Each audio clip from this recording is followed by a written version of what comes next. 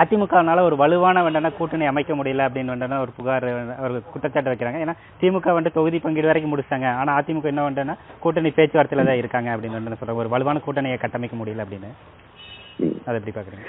இல்லைங்க, அது வலுவான கூட்டணி அமைகிறது இல்லை. நாங்க தனிச்சு 40 இதெல்லாம் அதிமுக வரலாற்றுல சாதாரணமா கடந்து வந்த சம்பவங்களா தான் நான் பாக்குறேன்.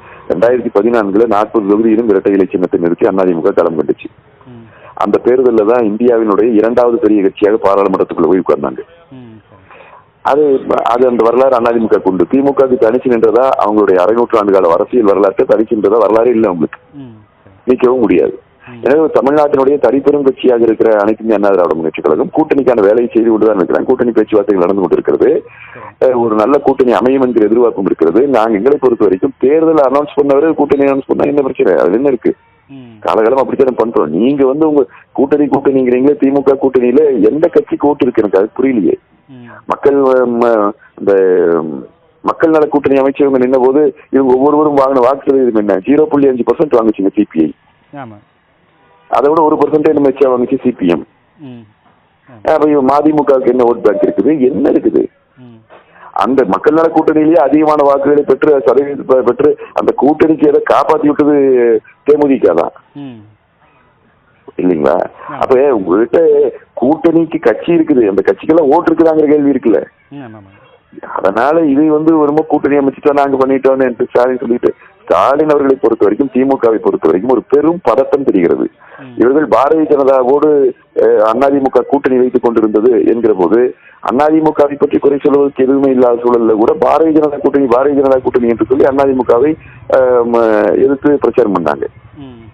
இப்பவும் எப்படியாவது அதிமுக இவங்க எப்படி காங்கிரஸ் மிரட்டுக்கெல்லாம் பயந்துட்டு கூட்டணி கோடிட்டே இருந்தாங்க காங்கிரஸ் ஆட்சி இருக்கும்போது, அந்த மாதிரி பாரதிய ஜனதா கூட எப்படி இருந்தாலும் கடைசி நேரத்திலேயாவது அதிமுக கூட்டணி போயிடும் ஒரு எதிர்பார்ப்பு இருந்தாங்க.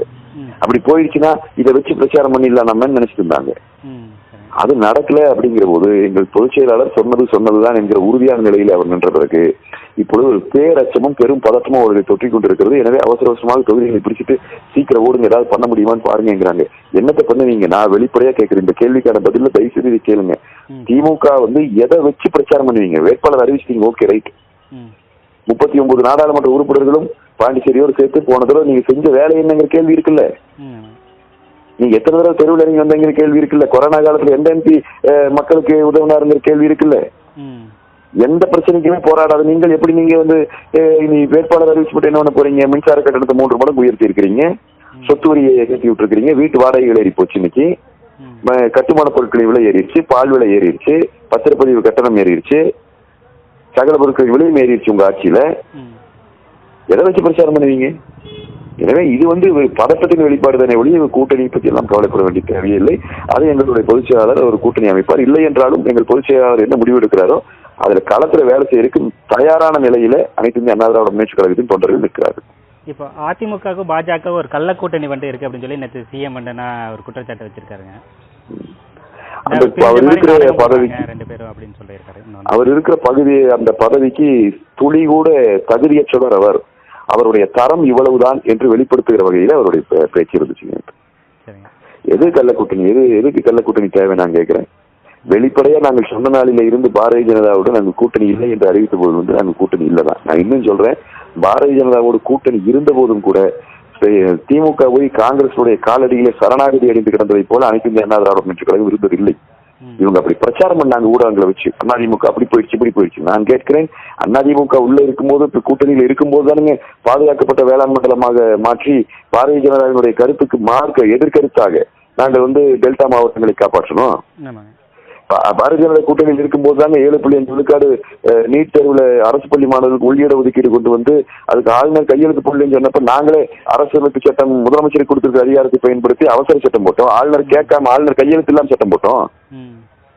உள்ள அவங்க கூட்டணியில் இருக்கும்போது தானுங்க புதிய கல்விக் கொள்கை வந்தபோது இருமொழி கொள்கை தமிழ்நாட்டில் தொடரும் என்று சொல்லி இந்தியாவிலே ஒரே முதலமைச்சர் தானுங்க அறிவிச்சார். அது அனைத்து இந்திய அண்ணா திராவிட முன்னேற்றக் கழகத்தின் அன்றைய முதலமைச்சர் எடப்பாடியார் தானே. அப்புறம் என்ன, நீங்க அதே மாதிரி அவங்க பொது சிவில் சட்டத்தை கொண்டு வருவேன்னு சொன்னாங்க. பாரதிய ஜனதா கூட்டணியில் இருக்கிற போது கொண்டு வர விட மாட்டோம் சொன்னது நாங்க தானே. நீங்க சிஐஏ பத்தி இன்னைக்கு பிரச்சனை பேசுறீங்க. தேர்தல் அறிக்கையிலேயே 2021 தேர்தல் அறிக்கையிலேயே சிஐஏவை இதுக்கு நடைமுறைக்கு கொண்டு வர நாங்கள் அனுமதிக்க மாட்டோம், மத்திய அரசுக்கு அழுத்தம் கொடுப்போம்னு தேர்தலை கொடுத்து அதுக்காக பணியாற்றியவர்கள் நாங்க தானே. கூட்டணி இருந்த போதே பாரதிய ஜனதாவை எதிர்க்க வேண்டிய இடத்துல எதிர்த்து இருக்கிற மாநில நலன்கிறது. அப்புறம் என்ன கள்ள கூட்டணிங்கிற ஸ்டாலின் ஓட்டு போட்டதா மாநிலங்களவை அப்படின்னு சொல்றாங்க. அது எவ்வளவு பெரிய பொய்யுங்க, எடுத்து பாருங்க. நீங்க எல்லாரும் பத்திரிகையாளர்கள். நேற்று துரைமுருகன் போன்ற ஒரு சீனியர் பொலிட்டீஷியன் இது பேசுறாரு. எந்த அளவுக்கு திமுக பாக்குறதுன்னு இது தெரியுது. ராஜ்யசபால வாக்கெடுப்பு நடந்த போது இந்த சிஏஏ சட்டத்தை ஆதரித்து விழுந்த வாக்குகளின் எண்ணிக்கை 125, எதிர்த்து விழுந்த வாக்குகளின் எண்ணிக்கை 99, வாக்களித்த அதிமுகவினுடைய உறுப்பினர் எண்ணிக்கை 11. 11 பேரும் வாக்களிக்காமல் இருந்திருந்தால் 114 99 ஆயிருக்கும். 14 பேரும் எதிர்த்து வாக்களித்திருந்தால் என்ன ஆயிருக்கும்? 103 99 ஆயிருக்கும். அதிமுக எதிர்த்து வாக்களித்திருந்தாலும் சட்டம் நிறைவேறி இருக்கும். எனவே அதிமுகவால் தான் சட்டம் நிறைவேறியது என்று சொல்லுவதே பச்சை பொய். புரியுதானுங்களா? அதை தாண்டி இன்னொரு இதெல்லாம் ஸ்டாட்டிஸ்டிக்கல் நான் போய் கதை சொல்ல, நீங்க யார் அடிச்சு பார்த்தாலும் கூகுள் இருக்குது, ஸ்டாட்டிஸ்டிக்கல் டேட்டா இது. அதையும் தாண்டி சிஐஏ கொண்டு வரப்பட்ட நாளிலே அது வடகிழக்கு மாநிலங்களிலே இன்றைக்கு நடந்து கொண்டிருக்கிற மிகப்பெரிய சிக்கலான வெளிநாட்டு அகதிகளை உள்ளே எடுத்துக்கொள்வதற்கான நடைமுறை இல்லாத ஒரு பிரச்சனை இருந்தது. எனவே அது வடகிழக்கு மாநில பிரச்சனைக்கு தீர்வு காணப்பட வேண்டும். இன்னொன்னு அகதிகளுக்கு ஒரு வாழ்வு கொடுக்க வேண்டும் தேவை இருக்கிற அடிப்படையிலே அந்த சட்டம் கொண்டு வரப்படுகிறது என்கிற போதுதான் நாங்க அதை ஆதரவா பேசுறோம். அதே சமயத்தில் எங்கள் முதலமைச்சர் சொன்னார், இதனால் இங்க தமிழ்நாட்டுக்குள்ள இருக்கிற இஸ்லாமியர்களுக்கு, கிறிஸ்தவர்களுக்கோ அல்லது வேறு ஒரு சமூகத்திற்கோ தமிழ்நாட்டை சேர்ந்தவர்களுக்கு ஒரு பாதிப்பு வரும் என்றால் அது என்னை தாண்டித்தான் வர வேண்டும், நான் பாதுகாப்பாக நிற்பேன், நீ அப்படி வர விட மாட்டேன்னு சொன்னார். அவர் ஆட்சியாள முடிகிற வரைக்கும் வர விடல.